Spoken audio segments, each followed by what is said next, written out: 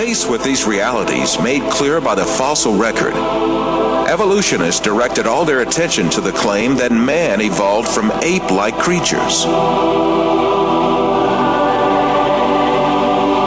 6,500 different ape species have lived so far, and the majority of them are extinct. The skulls of these extinct apes, both big and small, constituted a great resource for evolutionists on which to exercise their imaginations freely. Arranging the skulls of these extinct ape species from the smallest to the biggest, and adding some skulls of vanished human races to the series, evolutionists concocted the scenario of human evolution.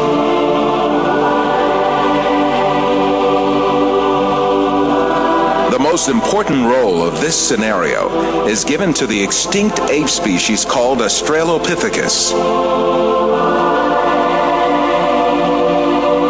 The first Australopithecus fossil was found in 1924 by a paleontologist named Raymond Dart.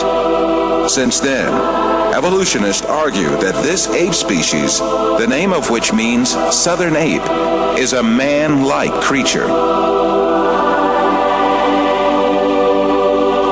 However, when Australopithecus and chimpanzee skeletons are compared, it is seen that there is no important difference between the two.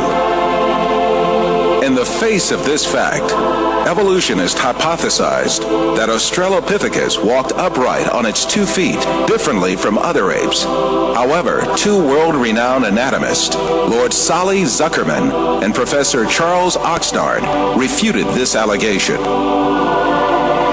Simply put, Australopithecus, advanced as the ancestor of man by evolutionists, is merely an extinct ape species.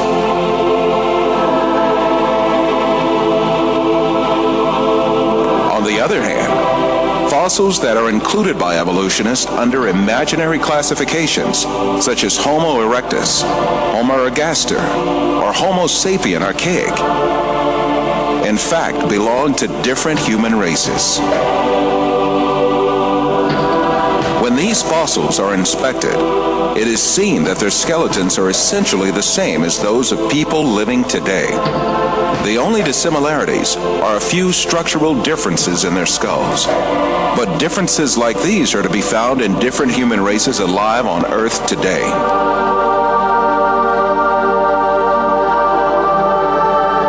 The famous evolutionist paleontologist Richard Leakey admits that the difference between the skulls classified as Homo erectus and those of modern men is only racial. These differences are probably no more pronounced than we see today between the separate geographical races of modern humans.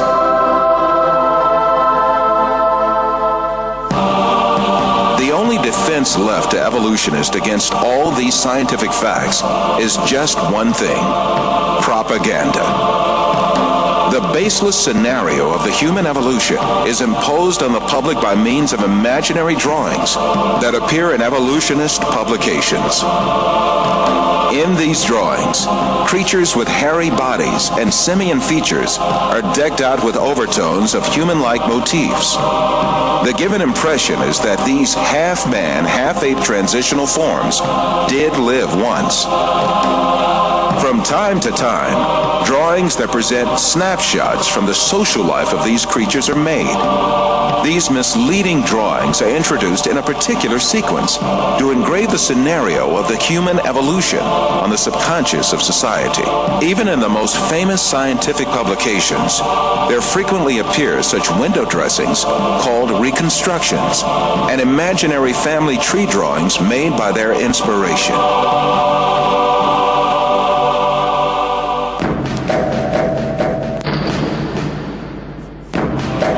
The imaginative power of evolutionists is not limited to fictional drawings and models. They go even further and shoot movies in which imaginary half-man, half-ape creatures act. However, all of these are pure deception. The only evidence at hand is generally nothing more than a few skull fragments or a tibia. The hair, skin, nose, ears, lips, or other facial features of a living being cannot be determined from its bone remains.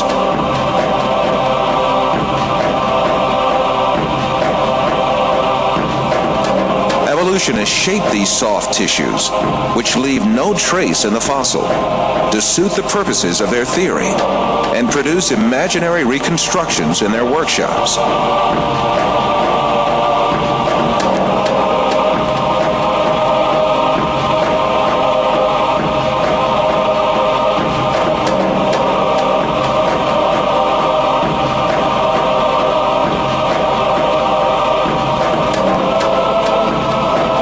Houghton from Harvard University states that these drawings have no scientific value.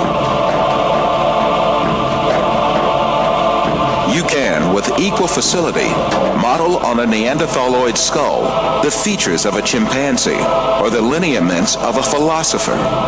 These alleged restorations of ancient types of man have very little, if any, scientific value and are likely only to mislead the public.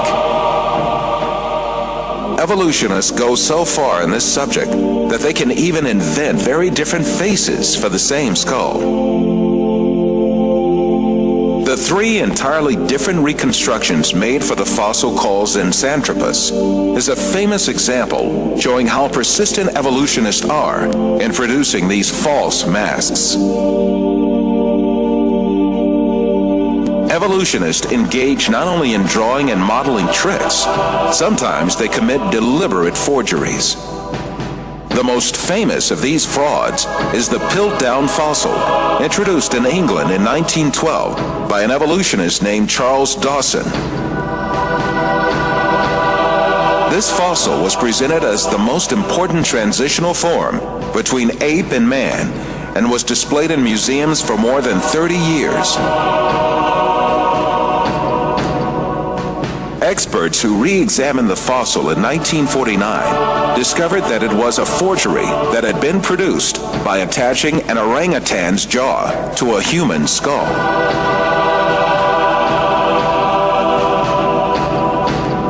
Another intermediate transitional form fabricated by evolutionists was the Nebraska man. This was cooked up in 1922 on the basis of a single fossil tooth. The evolutionists did not neglect to give it an ostentatious Latin name, Asparapithecus harold-cooki, or to make imaginary drawings related to it. It was soon revealed that the tooth that had been the source of inspiration for Nebraska Man, in fact, belonged to a wild pig. Many other fossil skulls have been presented as great evidence for evolution, failed one by one. Neanderthal man was advanced as evidence in 1856, dismissed in 1960. Piltdown man was advanced as evidence in 1912, dismissed in 1953. Zinjanthropus was advanced as evidence in 1959, dismissed in 1960. Ramapithecus was advanced as evidence in 1964, dismissed in 1979.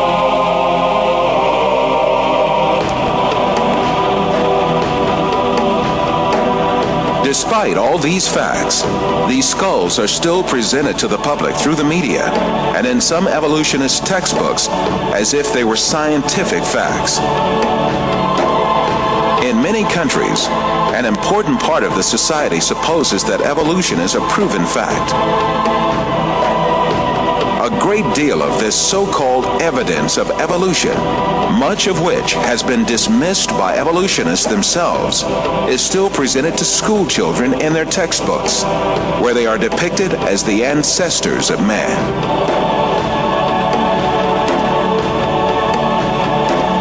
In fact, the truth that the evolutionists try so hard to deny and conceal is there for all to see.